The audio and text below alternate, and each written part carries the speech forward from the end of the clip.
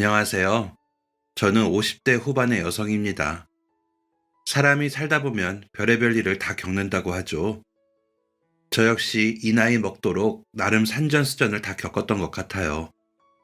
아마도 제 나이쯤 되면 다들 그렇게 사는 거지 하며 살려고 하고요. 그런데 정말 시간이 지나도 기가 막힌 일들이 있더군요. 황당한 뉴스에 나와도 어색하지 않을 만큼 어이없는 일이었어요. 듣고 싶진 않았지만 얼마 전 그 존재들의 소식을 듣게 되었고 이 이야기를 어디에라도 털어놓고 싶다는 생각이 들었습니다. 그 이름을 다시 듣는 순간 저는 잠시 숨을 고르지 않으면 안 될 정도였죠. 이미 오래전에 제 인생의 페이지에서 찢어내버렸다고 생각했던 이름들이었으니까요. 시간이란 참 묘해서 어떤 기억은 흐릿하게 닳아 없어지는데 어떤 기억은 꼭 녹슬지 않은 칼날처럼 남아있다가 이렇게 불쑥 모습을 드러냅니다. 그 소식을 전해준 사람은 아무렇지 않은 얼굴이었지만 그 말 한마디가 제 일상을 조용히 뒤집어 놓으며 마음을 어지럽히더군요. 그 사람들이 요즘 그렇게 산대요. 단 한 문장이었는데 이상하게도 그 뒤에 붙지 않은 말들이 더 크게 울렸습니다. 그날 밤 저는 잠자리에 누워서도 눈을 감을 수가 없더라고요. 이미 끝난 일이라고 이제 와서 다시 생각할 필요 없다는 것을 알면서도 마음 한구석에서 자꾸만 질문이 고개를 들었거든요. 그래서 저라는 한 사람의 인생 한가운데를 지나간 너무도 비현실적이어서 오히려 더 생생했던 일들에 대한 기록을 남기고 싶어졌습니다. 어쩌면 이 이야기를 끝까지 쓰고 나면 저도 비로소 그 이름들을 마음속에서 완전히 떠나보낼 수 있을지도 모른다는 생각이 들어서요. 다시 한번 말씀드리자면 이 이야기는 제가 직접 겪은 일입니다. 지금도 그날을 떠올리면 등골이 서늘해질 정도로 저에게는 큰일이었죠. 그 일을 겪을 당시 제 나이는 48세였고 중견 물류회사의 이사였어요. 제 아버지 김정호 회장님이 평생 일군 회사에서 20년간 일한 결과로 오른 제 성과였기에 제 삶을 대변해주는 자리이기도 했습니다. 아버지는 늘 이렇게 말씀하시고는 했어요. 회사에서는 누구든 공정해야 한다. 네가 내 딸이라는 사실은 잊어라. 혹여나 너가 내 딸이라는 이유로 거들먹거리면서 방해가 된다면 나는 너를 회사에서 내보낼 거야. 그러니까 너가 그 전 회사에서 했던 것처럼 최선을 다하도록 해. 그래서 저는 아버지의 그 말 그대로 사적인 감정 없이 회사 일을 처리해왔고 그 성과로 차근차근 오른 이사 자리였죠. 제가 개인적인 사정으로 몇 년간 방황하느라 대학 졸업도 늦어졌기에 그만큼 뒤처지지 않기 위해 발버둥 치듯 노력했던 것도 있고요. 게다가 아버지의 말씀이 훈계라기보다 선언에 가깝다고 느꼈습니다. 그래서 저는 회사에 첫 출근하던 날, 제 이름 옆에 붙을 수 있었던 모든 설명을 스스로 떼어내고 일을 배우겠다고 마음먹기도 했어요. 회장 딸이라는 말 대신 제 명함에는 그저 사원 김다윤이라는 글자만 남겨두고요. 처음 배정받은 곳은 물류관리팀이었습니다. 창고 재고 수량을 엑셀로 정리하고 입출고 시간표를 맞추며 밤늦게 들어온 클레임을 다음날 아침까지 보고서로 정리하는 일이 주 업무였죠. 아무도 제가 맡은 일은 봐주지 않았고 저 역시 봐달라고 하지 않았습니다. 오히려 사람들은 더 깐깐하게 저를 대하는 것 같아 서럽기도 하더라고요. 실수 하나에도 이런 기본도 안 되면 안 된다는 말이 따라붙었고 그 말이 제 배경 때문인지 제 능력 때문인지 스스로 증명해야 했어요. 회식 자리에서도 저는 늘 애매한 위치였습니다. 너무 앞에 나서면 역시 다르다는 말이 나올까 조심스러웠고 조용히 있으면 의욕이 없다는 평가로 돌아올까 신경이 쓰였거든요. 그래서 저는 말 대신 일로 답하기로 했습니다. 새벽 배송이 지연되면 직접 현장에 나갔고 물류 동선이 비효율적이라는 지적이 나오기라도 하면 퇴근 후에도 창고 도면을 다시 그려보았죠. 승진은 빠르지 않았습니다. 오히려 비슷한 연차의 동기들보다 한 박자씩 늦었어요. 그 점에 대해 아버지께 단 한 번도 불만을 말하지 못했고요. 하지만 그럴수록 제 안에서는 묘한 오기가 생기더군요. 그래, 느려도 좋다. 대신 확실하게 가자. 그러면서 대리 과장으로 승진해 올라가는 동안 저는 숫자에 집요해졌습니다. 운송 단가, 파손율, 반품률 같은 지표들이 제 눈에는 마치 사람의 얼굴처럼 보이기 시작했거든요. 숫자가 틀리면 현장에 문제가 있는 것이고, 숫자가 개선되면 누군가는 보이지 않는 곳에서 제대로 일하고 있다는 뜻이기도 했으니까요. 그래서 그걸 알아보는 사람이 되고 싶었습니다. 누가 알아봐 주길 기다리기보다는 제가 숫자를 파악하고 빠삭해지면 어느 누가 어떤 순간에 실수를 하든 다 알아낼 수 있을 거라고 생각했으니까요. 그렇게 파악하다 보니 일은 제 손에 익었고, 돌발 상황에도 최대한 빠르고 정확하게 해결할 수 있는 능력이 생기더군요. 마침내 이사로 승진하던 날, 축하 인사보다 먼저 들은 말은 이것이었어요. 이제야 제자리에 온 것 같네요. 그 말을 들었을 때 이상하게도 눈물이 나지 않았습니다. 오래전부터 꿈꾸던 순간이었기에 분명 감동적이었지만 말이죠. 회사 입사 후 15년이 지나서 겨우 얻을 수 있었던 자리였으니까요. 우는 대신 속으로 조용히 되뇌었던 것 같아요. 여기까지는, 적어도 여기까지는 내 힘으로 왔다. 저에게 그건 굉장히 큰 힘이었습니다. 제가 회사 한가운데서 제 몫의 시간을 살아왔고, 그 시간이 제 인생에서 가장 단단한 층을 이루고 있다는 믿음이 생겨서요. 그날의 일들이 시작되기 전까지는 그렇게 확신하며 지냈습니다. 문제의 시작은 영업지원팀에 한 명의 신입사원이 입사하면서부터였어요. 그의 이름은 박민수. 당시 만 26세의 젊은 청년이었죠. 면접 당시 모두가 만족했던 직원이라 기대가 컸습니다. 비록 서울이 아닌 수도권 대학을 나오긴 했지만 졸업 후 군대를 제대한 지 얼마 되지 않아 군기가 아직 덜 빠진 모습이 인상적이었거든요. 의지도 충분해 보였고 열정적으로 보이기도 했죠. 박민호가 입사하고 첫 2달 정도는 별다른 문제가 없었습니다. 업무 파악이 끝나지 않은 신입이다 보니 선배 직원들에게 업무를 배우느라 정신없어 보이긴 했지만 크게 문제될 행동은 하지 않았거든요. 그런데 석 달쯤 지났을 무렵부터였던 것 같아요. 정확히 언제라고 짚어 말하긴 어렵지만 사람에게서 느껴지는 이질감이라는 건 늘 그렇듯 먼저 공기부터 달라지며 느껴지더군요. 박민수는 점점 너무 편안한 사람이 되어갔습니다. 신입 특유의 긴장감이 사라지는 속도가 유난히 빨랐다고 해야 할까요? 좋게 말하면 적응이 빨랐던 건데 문제는 업무 수행 능력에 비해 적응하는 속도만 너무 빨랐다는 거죠. 보고서를 올릴 때도 처음에는 확인 부탁드립니다 라고 적던 말이 어느 순간부터는 이렇게 처리했습니다로 바뀌어 있다고 하더라고요. 그리고 책임자의 결재를 받기도 전에 이미 현장에 지시가 내려가는 말도 안 되는 경우까지 생기기 시작했습니다. 마치 모든 결정권을 신입사원 박민수가 가지고 있는 것처럼요. 그로 인해 수량 오류가 나서 회사가 손해를 보기도 했죠. 신입사원의 실수라고 보기에는 다분히 독단적인 부분이 있었지만 그조차도 일어날 수 있는 일이라며 팀장을 다독였습니다. 그러다 영업지원팀 회의에서 모두를 당황하게 하는 일이 벌어졌어요. 팀장과 대리들이 운송 일정 조정 문제로 의견을 나누고 있었는데 신입사원 박민수가 말을 끊듯 끼어들며 말하더라고요. 그건 굳이 그렇게까지 안 해도 될 것 같은데요. 질문을 하는 말투도 아니었고 조심스러움도 없었습니다. 마치 오래전부터 그 자리에 앉아 모든 결정을 내리던 사람처럼 말하더군요. 순간 회의실은 잠시 조용해졌고 팀장은 웃으며 넘겼지만 그날 이후 몇몇 직원들의 시선이 은근히 박민수에게 머무는 걸 느낄 수 있었습니다. 젊은 사람의 패기와 효율성이라고 넘기기에는 그의 태도는 분명 불손했거든요. 게다가 윗사람과 그 아랫사람을 대하는 태도의 온도차도 점점 거슬리기 시작했어요. 신입이었기에 박민수 아래에 아무도 없었는데 말이죠.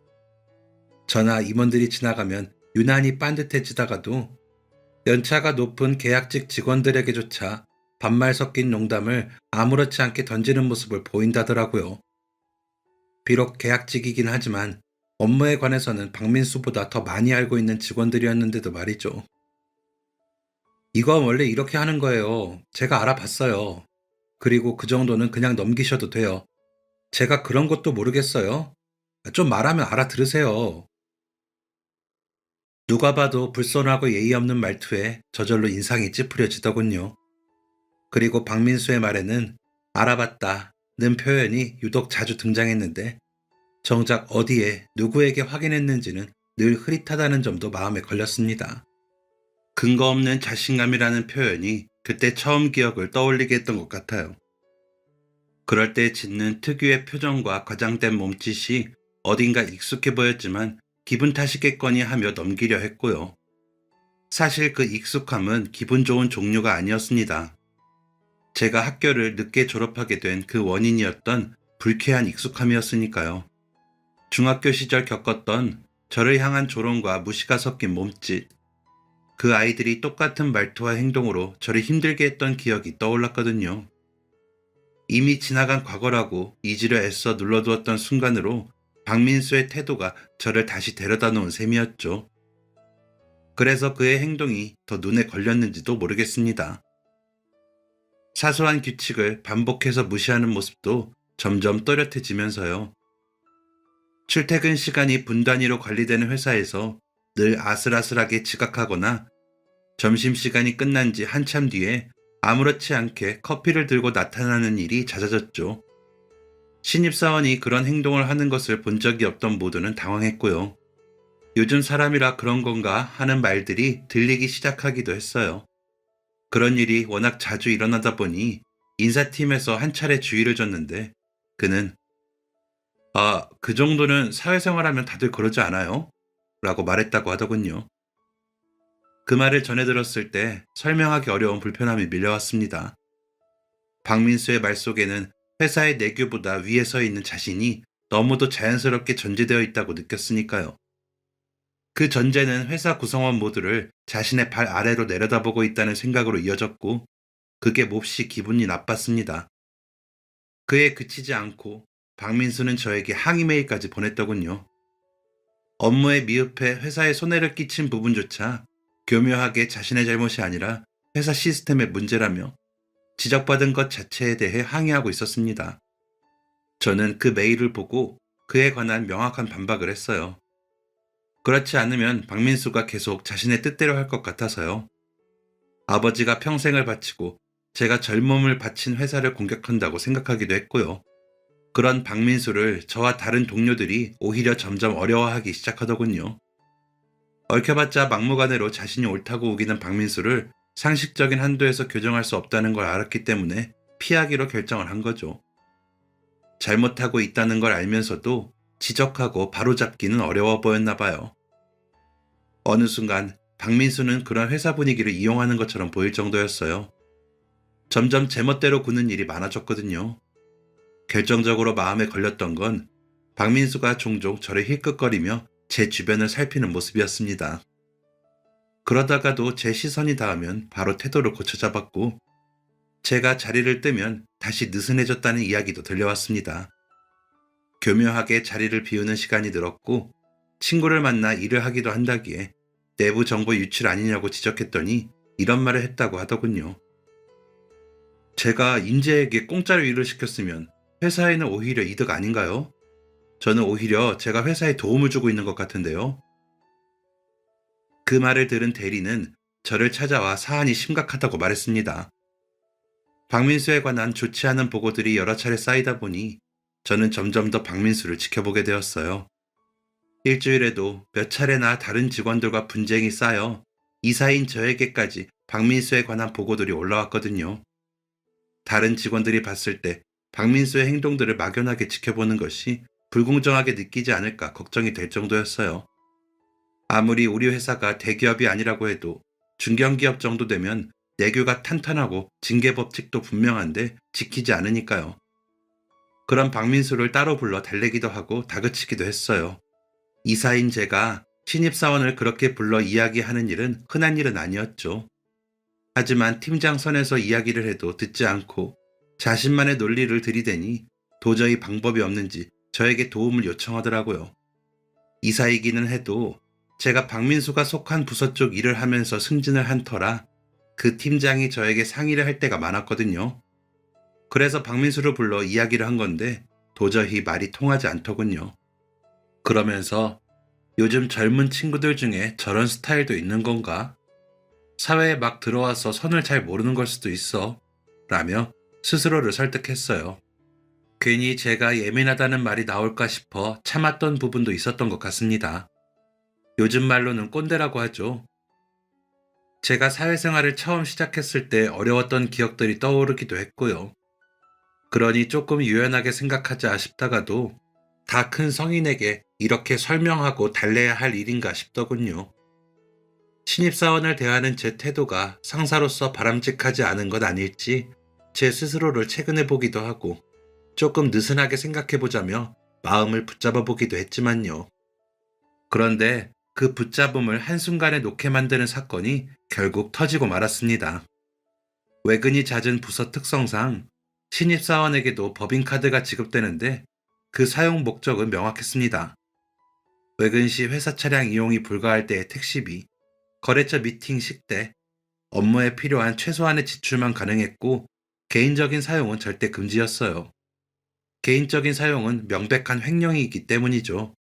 그런데 회계팀에서 저에게 연락이 왔더라고요. 이사님, 박민수 사원 법인카드 사용 내역 중에 이상한 결제가 하나 있습니다. 보시고 확인해 주셔야 할 것 같은데요. 회계팀에 가서 확인해 보니 대형마트에서 결제된 2만 원 가량의 금액의 영수증이었죠. 제출된 영수증 항목에는 택시비 항목으로 처리되어 있었다고 하더군요. 게다가 영수증에 적힌 시간은 분명 업무 시간이었기에 마트에서 사용한 카드 내역이 도무지 이해가 되지 않아 바로 박민수를 불렀습니다. 제 앞에 불려온 박민수는 긴장한 기색 하나 없이 태연해 보이더군요. 이 카드 사용 내역 설명해 보세요. 제가 회계팀에서 받은 영수증을 내밀며 묻자 그는 너무도 아무렇지 않게 말했습니다. 그날 거래처 이동할 때 택시 안 타서요. 거래처 차량 얻어 탔거든요. 택시비 아낀 만큼 마트에서 썼습니다. 택시비 그 정도 나오는 거 제가 알아보고 사용한 거니까 걱정 안 하셔도 돼요. 과하게 쓴 것도 아닌데 문제가 되나요? 아무렇지도 않다는 듯 어깨까지 들썩이며 말하는 박민수를 보며 잠시 말문이 막히더라고요. 그런 박민수에게 저는 입에 힘을 주고 분명히 말했어요. 박민수 사원, 법인카드는 개인 소비에 쓰라고 있는 게 아닙니다. 업무와 관련되지 않은 지출은 회사에서 부담하여 처리할 수 없어요. 영수증은 가져가세요. 그리고 회계팀에 가서 2만 원을 반납하시거나 아니면 급여에서 차감하도록 조치하세요. 그러자 그는 오히려 짜증 섞인 표정을 지으며 말하더군요. 돈 2만 원에 너무 예민하신 것 같습니다.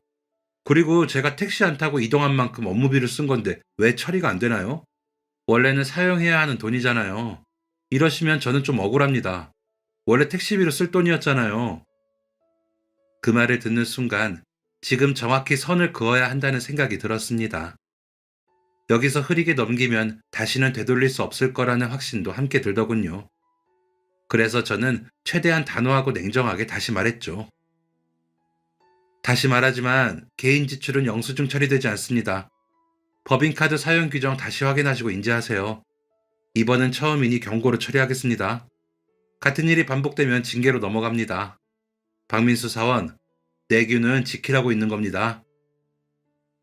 박민수는 저의 단호한 태도에 물러서야겠다는 생각이 들었는지 고개를 끄덕였지만 눈빛에는 반성의 기색이 전혀 없었습니다. 억지로 수긍하는 척한다는 걸 한눈에 알 수 있을 정도였죠. 그런 박민수의 태도는 저를 숨막히게 했지만 그런 순간을 통해 그가 사회생활을 배우고 있을 거라고 생각했어요. 하지만 그날 오후 회사 대표 번호로 전화 한 통이 걸려왔더라고요. 저 박민수 엄마인데요.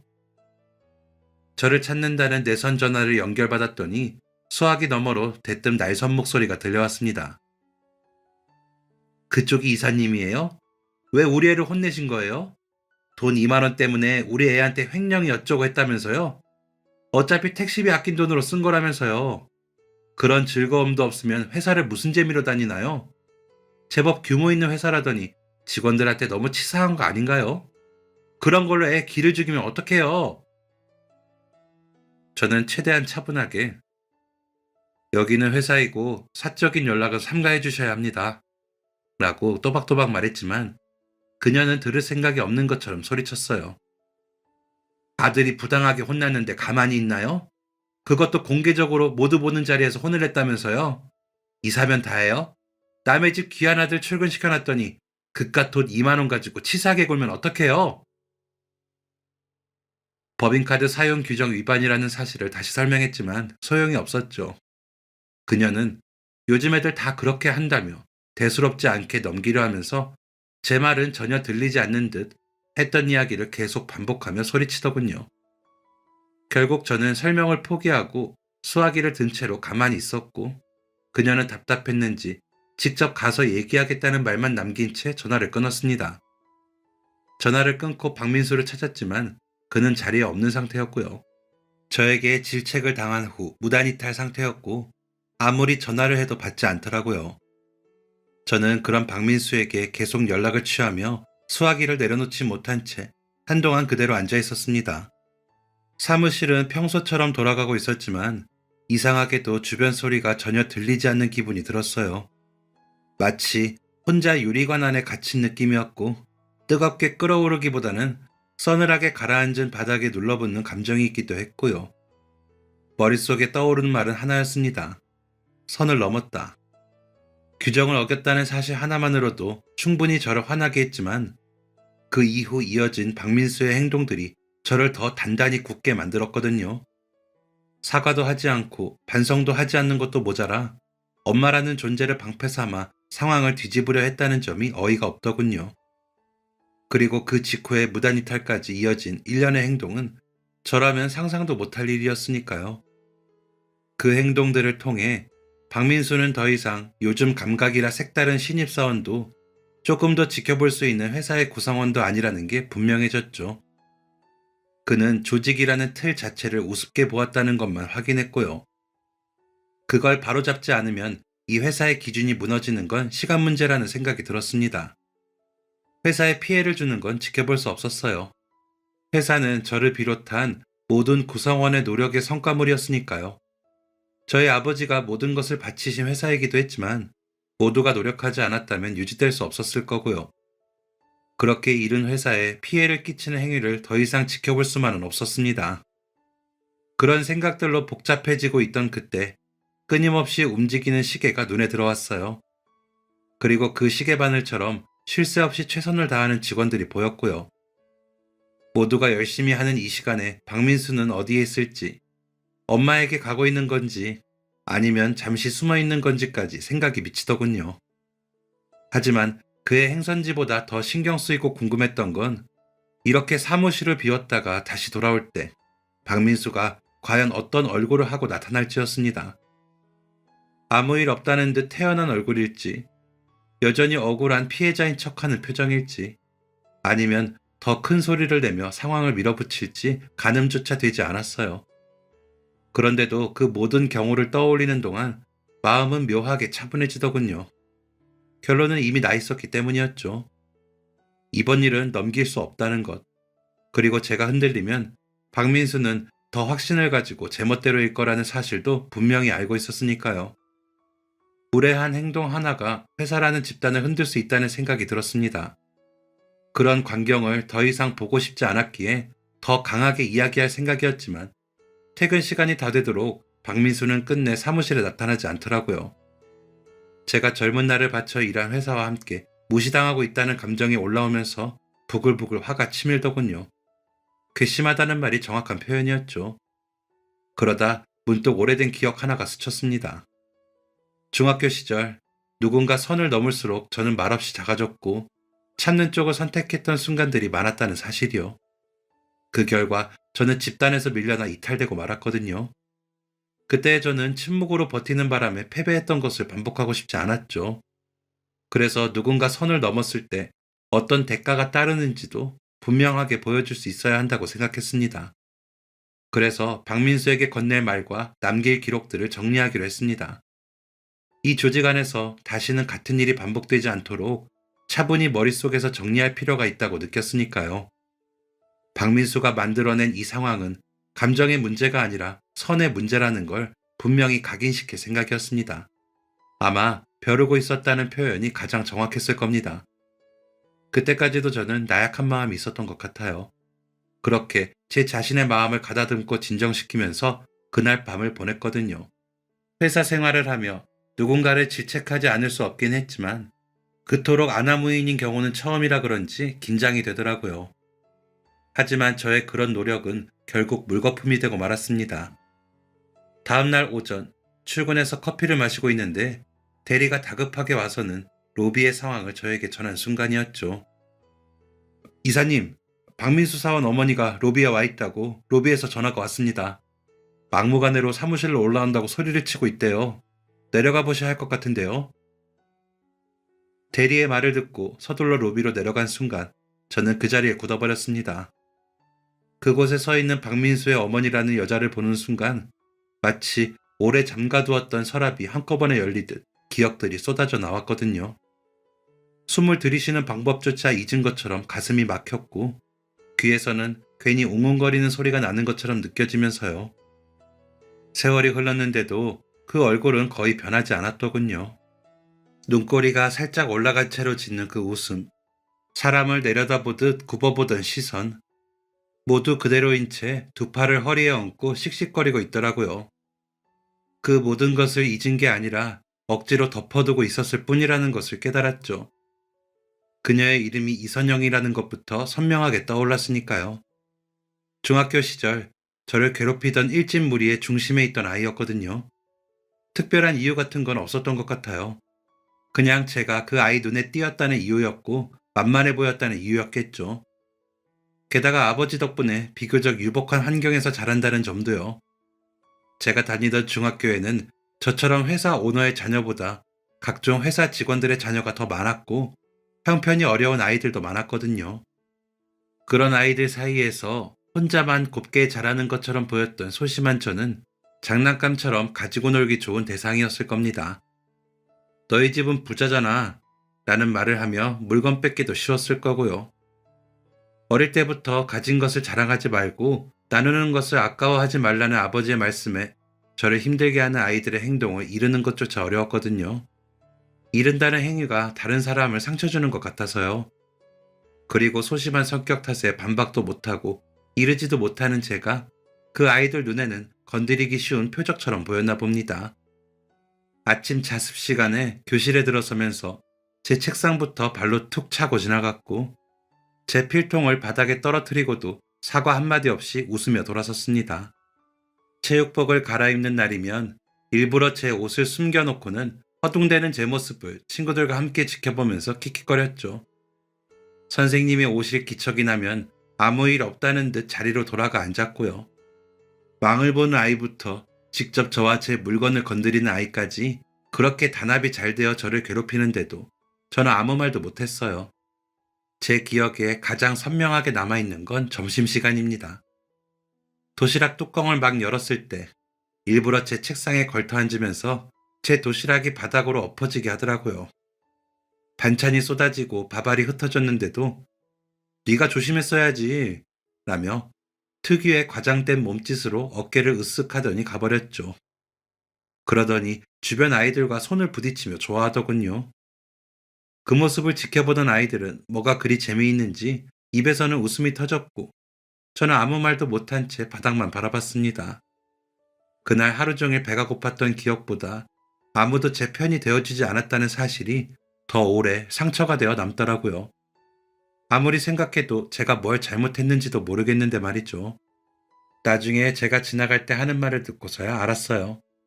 제가 가져오는 도시락 반찬이 좋아 보여서 못 먹게 하고 싶었다는 것을요. 함께 먹자고 하면 자존심이 상했던 건지 저까지 못 먹게 하는 쪽을 택한 거죠.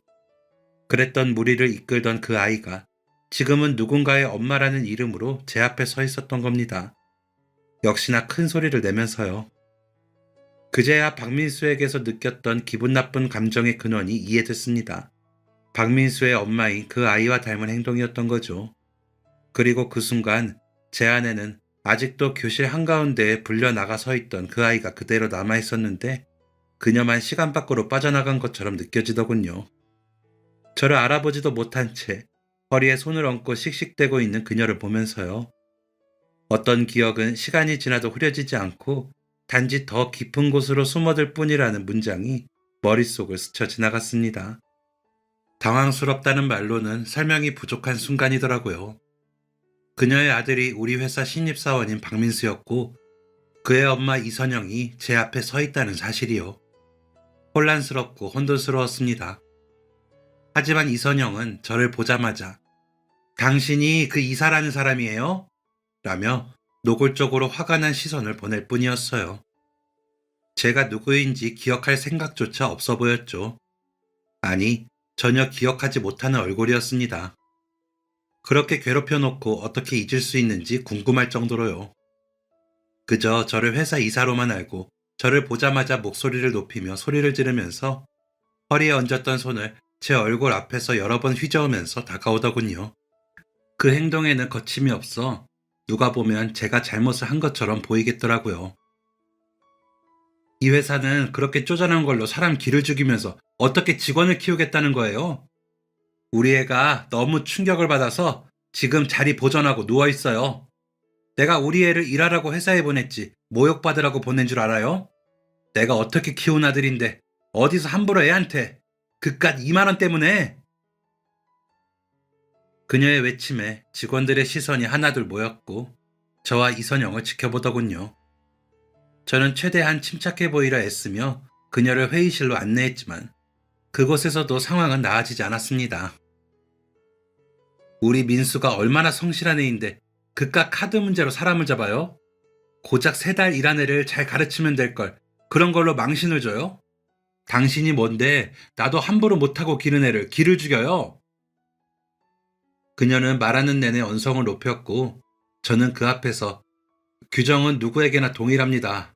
라는 말만 반복했습니다. 박민수를 직접 마주하면 하려고 했던 수많은 말들 중에 그 말밖에 떠오르지 않았거든요. 손이 떨릴 정도로 그 자리에 앉아있는 게 힘들더라고요. 회의실 공기는 숨이 막힐 만큼 팽팽했고 이선영의 목소리는 벽에 부딪혀 되돌아오며 제 귓속을 울리는 게 느껴졌죠. 그 울림 하나하나가 오랫동안 덮어두었던 기억을 거칠게 두드리는 것 같았어요. 제 앞에 앉아있는 사람은 박민수의 어머니이기 이전에 15살이던 제 세계를 무너뜨렸던 바로 그 사람이었으니까요. 순간 손끝이 서늘해지며 시야가 잠깐 흔들렸지만 제 머릿속 과거의 장면들은 이상할 만큼 또렷해졌습니다. 중학교 2학년 봄, 교실 뒤편에서 터져나오던 웃음소리, 제 책상 위에 낙서된 이름, 체육 시간마다 사라지던 운동화들이 연달아 스쳐 지나갔죠. 그 모든 일의 중심에는 늘 아무 일 아니라는 얼굴로 서 있던 이선영이 있었고요. 이유 없는 그 횡포를 저는 끝내 버텨내지 못했습니다. 담임교사에게 조심스럽게 말을 꺼냈지만 돌아온 대답은 조금만 더 참아보자는 상투적인 말뿐이었고 집에는 괜한 걱정을 끼칠까봐 아무 말도 하지 못하다가요. 결국 견디지 못하고 자퇴서를 쓰던 날 펜이 종이 위에서 몇 번이나 미끄러졌던 그 감각을 아직도 기억할 만큼 저의 두려움은 컸습니다. 비겁하게 도망치는 것 같다는 생각이 들었지만 그때의 저는 도망치지 않으면 완전히 부서질 것 같았기에 다른 선택지가 없더라고요. 그렇게 자퇴를 한 이후로 몇 년간 저는 집 밖으로 거의 나오지 못했어요. 낮과 밤의 경계는 흐려졌고 창문을 열지 않은 날들이 이어지는 날들이었죠. 누군가의 시선이 닿을까 두려워 현관 앞에 서는 것조차 힘들었거든요. 부모님은 그런 저를 걱정하며 병원과 상담센터를 전전했지만 상태는 쉽게 나아지지 않았습니다. 그러다 20살이 되고 나서야 겨우 검정고시 교재를 펼칠 수 있었어요. 처음에는 한 페이지를 넘기는 것조차 버거웠고 머릿속에는 계속 너는 안 된다 는 목소리가 맴돌더라고요. 그래도 하루에 한 문제씩 그렇게 노력과 시간을 쌓아갔습니다. 중학교 검정고시 합격 통지를 받던 날 기쁘기보다는 한참 동안 멍하니 서 있던 기억이 더 선명합니다. 무언가를 해냈다는 감각이 낯설고 혼란스러웠거든요. 그렇게 고등 검정고시에도 도전할 수 있었고 결국 해냈어요. 23세 대학에 입학했을 때 저는 학과에서 가장 나이가 많은 학생이었고요. 동기들 사이에서 어색하게 웃는 법부터 다시 배워야 했고, 사람들 속에 섞여 있는 것만으로도 많은 에너지가 필요하더군요. 그래도 지치지 않으려 스스로를 다독이며 버텼습니다. 졸업 후 바로 아버지 회사로 들어오지 않은 것도 그 때문이었어요. 사장 딸이라는 말보다 도망쳤던 아이라는 꼬리표가 더 무겁게 느껴졌거든요. 충분히 준비되었다고 느꼈을 때 그제야 저희 회사에 발을 들였죠. 늦었지만 그만큼 단단해졌다고 믿으면서요. 그런데 그렇게 정리했다고 생각했던 과거가 이렇게 노골적인 얼굴로 다시 제 앞에 나타날 줄은 몰랐습니다. 그래서 더 당황스러웠던 것 같아요. 제가 당황하고 있는 사이 이선영은 회의실에서도 계속 목소리를 높였고, 그 말들 사이사이에는 예전과 다르지 않은 시선이 숨어 있다는 게 불쾌했죠. 그때처럼 자신이 위에 있고 상대는 아래에 있다는 확신에 찬 눈빛이었으니까요. 저는 그 시선을 너무도 잘 알고 있었기에 이번에도 더 이상 피할 수 없다는 것도 분명히 알 수 있었습니다. 그래서 저는 더 단호한 목소리로 말했어요.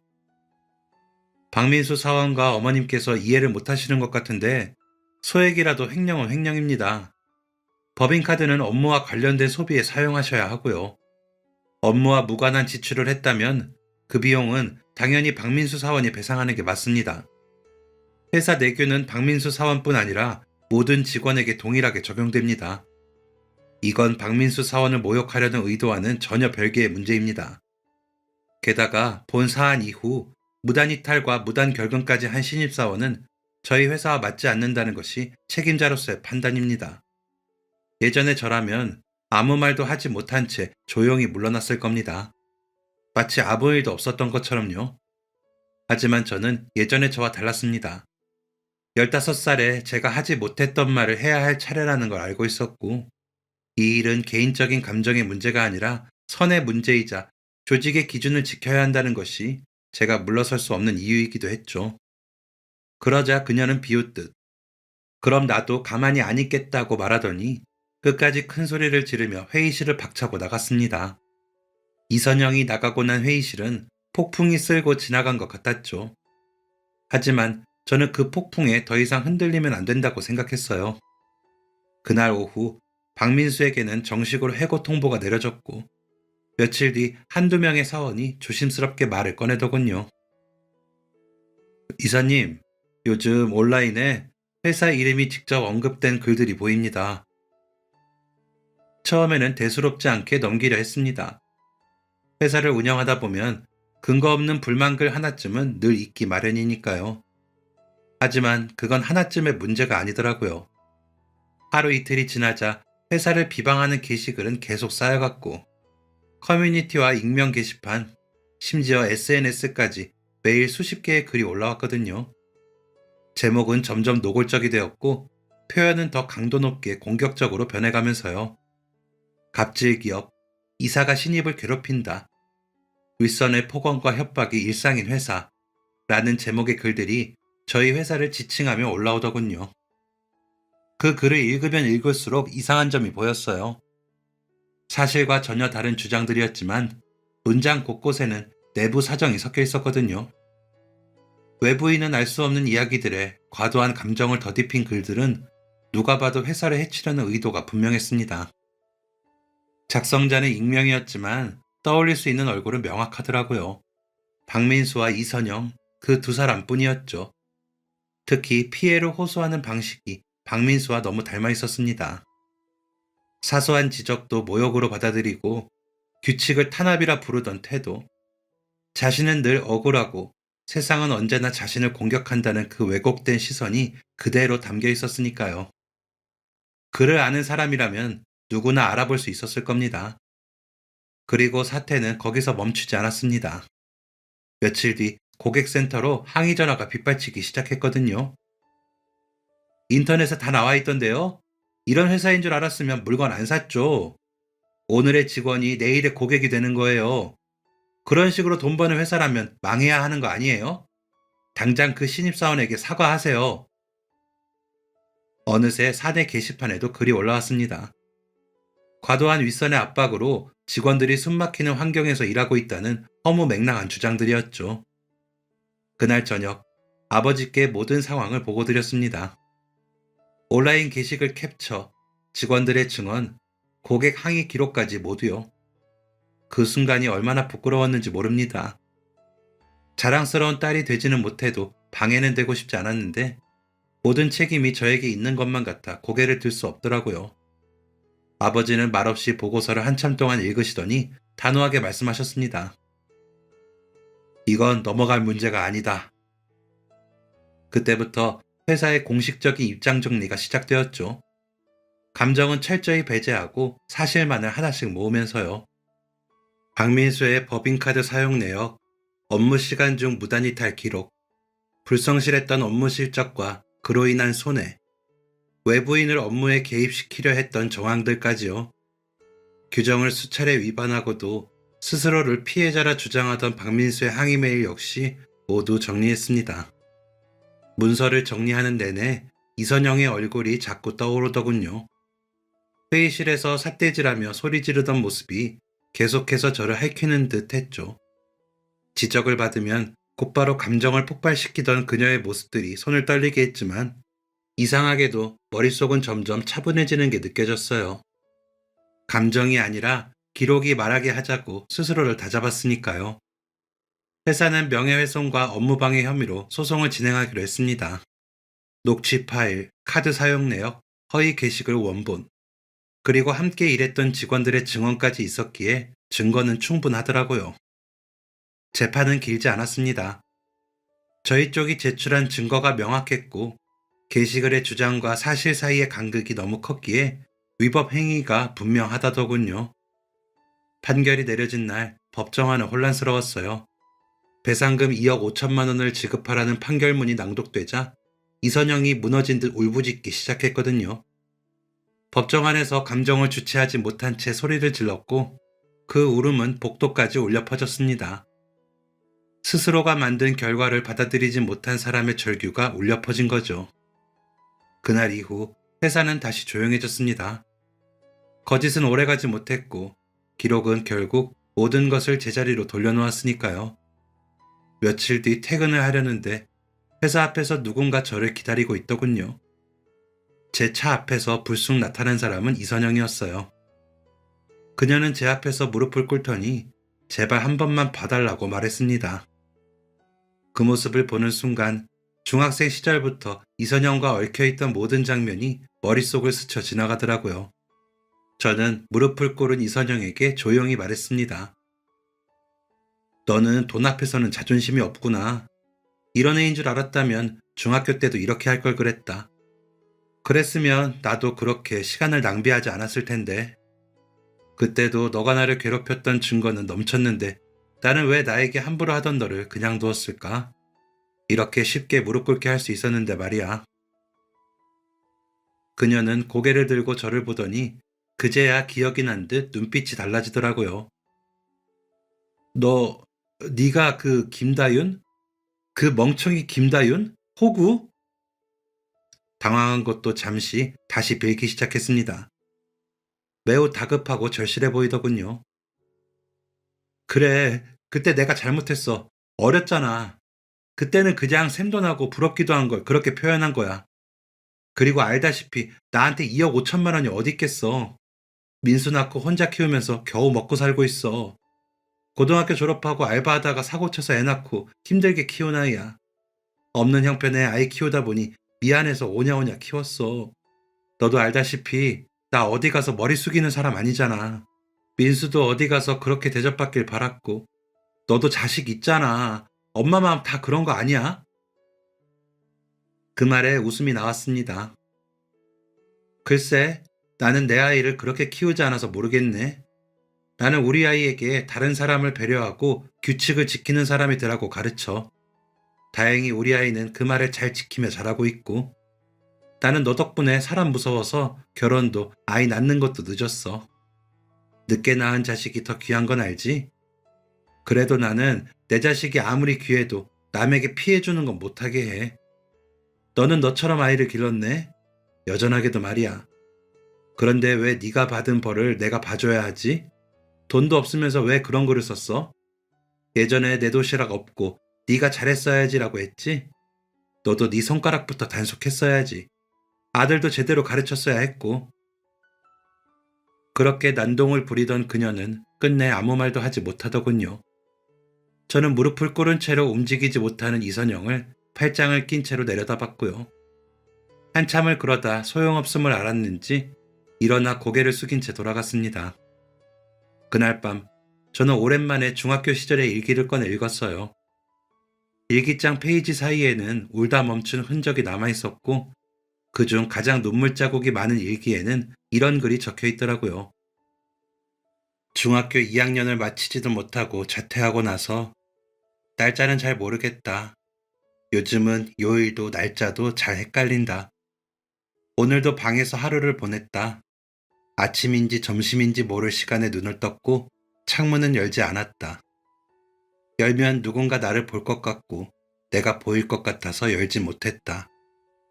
엄마가 문 밖에서 밥 먹으라고 몇 번 불렀다. 대답을 안 했더니 한참 있다가 쟁반 소리가 났다.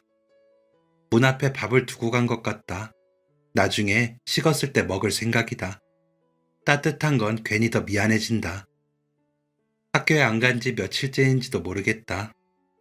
책가방은 아직 그대로 있다. 교복도 옷장에 걸려 있다.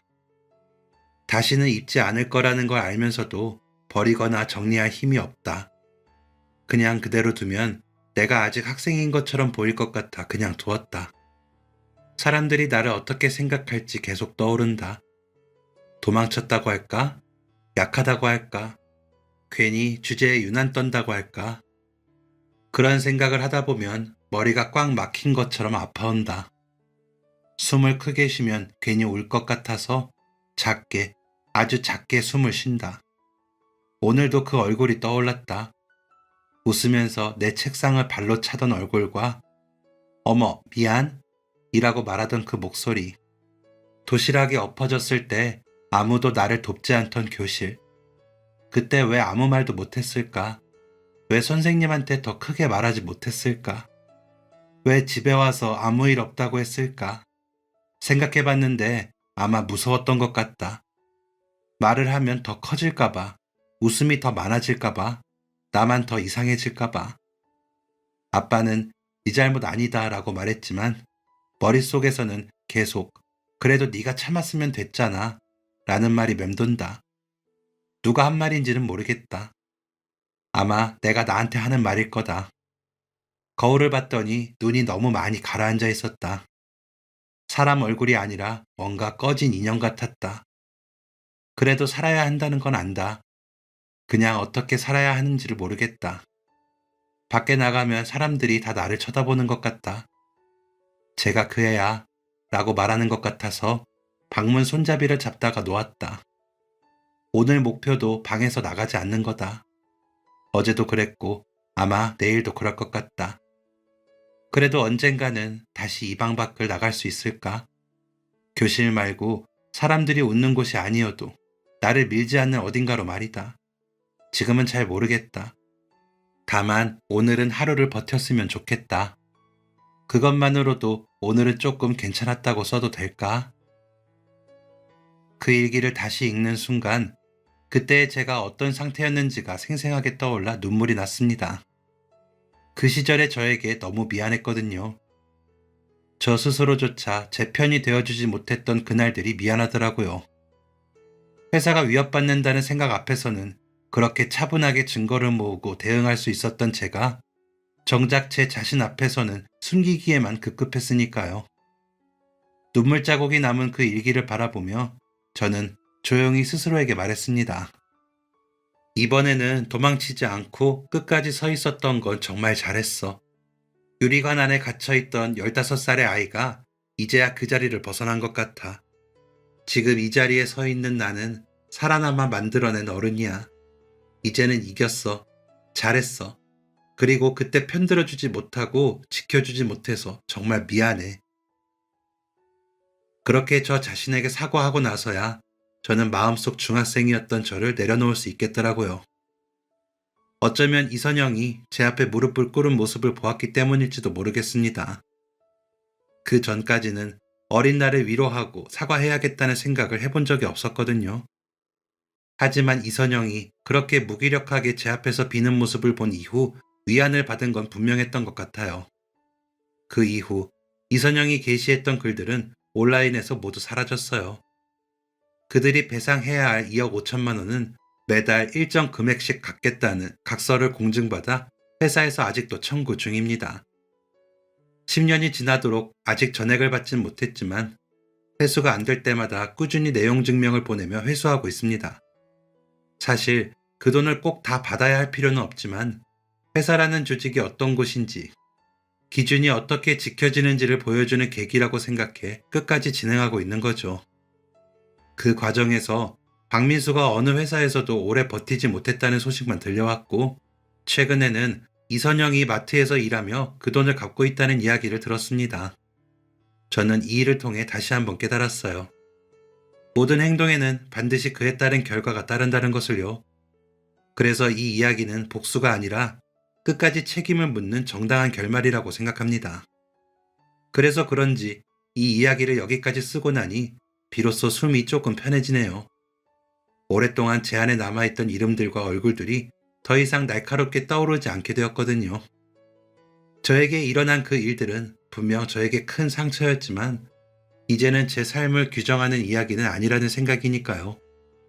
예전에 저는 부당함 앞에서 침묵했고 그 침묵이 저를 지켜줄 거라 믿었죠. 하지만 결국 침묵은 아무것도 보호해주지 않았고 상처만 제 안에 남겼고요. 그래서 피하지 않았고 흔들리지 않으며 감정이 아니라 기준으로 대응했습니다. 그 선택이 저를 과거로부터 완전히 떼어내준 것이었어요. 이선영과 박민수는 제 인생에서 저를 무너뜨릴 순 없었습니다. 특히나 이선영은 변치 않는 삶의 자세로 예전과 똑같은 방식으로 행동했지만 저는 더 이상 예전의 제가 아니었으니까요. 그래서 한 가지는 분명히 남을 것 같아요. 누군가가 선을 넘었을 때 그에 따르는 책임을 분명히 묻는 것이 결코 잔인함도 복수도 아니라는 사실 말입니다. 이 글을 쓰며 저는 과거의 저에게 그리고 지금의 저에게 다시 한번 같은 말을 건네고 싶었던 것 같아요. 도망치지 않았고 끝까지 서 있었다는 것, 그 자체로 충분히 잘해냈다고요. 이제는 정말로 그 이름들을 놓아줄 수 있을 것 같습니다. 기억은 남겠지만 더 이상 저를 아프게 하진 않을 겁니다. 저는 오늘도 제자리에서 조용히 살아가고 있고 그것으로 충분하다고 생각하니까요. 그래서 이 이야기는 누군가를 무너뜨리기 위한 기록이 아니라 한 사람이 다시 자기 자신을 이겨낸 이야기로 마무리하려고 합니다. 여러분도 결국 자신을 지켜낼 수 있는 건 자기 자신이라는 거 잊지 말고 잃지 마시길 바랍니다. 내가 나를 지키지 않으면 그 누가 돕는다고 해도 소용이 없더라고요. 스스로가 자신을 아끼고 사랑할 수 있어야 한다는 것도 기억하세요. 그래야 진정으로 다른 사람도 사랑할 수 있으니까요. 그렇게 진짜 행복을 찾으시길 바라면서 글 마치겠습니다. 감사합니다. 지금까지 사연 들어주셔서 감사합니다. 사연이 재밌으셨다면 구독과 좋아요를 눌러주세요. 감사합니다. 안녕히 계세요.